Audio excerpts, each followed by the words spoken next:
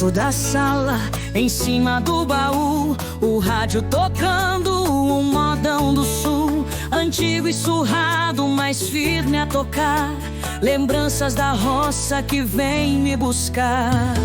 Meu pai ligava ao amanhecer, enquanto o café perfumava o viver. A voz do locutor, a moda raiz, faziam da vida um pouco mais feliz.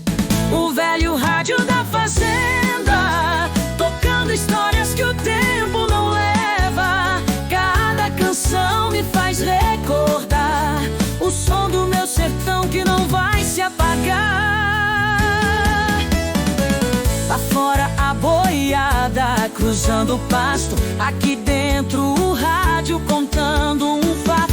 Notícia da terra do homem de fé, que vence a labuta com o pão e o café. O chiado que vem me faz recordar a infância descalça, a rede a balançar. O tempo passou, mas ele ficou, cantando o amor que a vida deixou.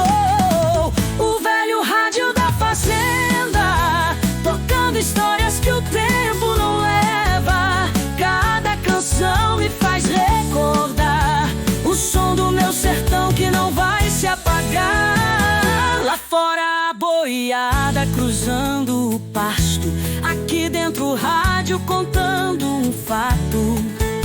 Notícia da terra do homem de fé, que vence a labuta com o pão e o café. O chiado que vem me faz recordar a infância descalça, a rede a balançar.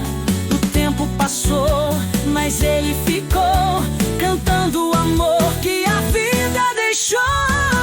O velho rádio da fazenda, tocando histórias que o tempo não leva. Cada canção me faz recordar o som do meu sertão que não vai se apagar. E quando o sol se põe no rincão, eu ouço o rádio e sinto o chão.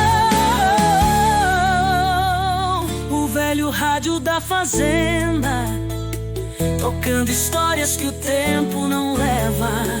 Cada canção me faz recordar o som do meu sertão que não vai se apagar.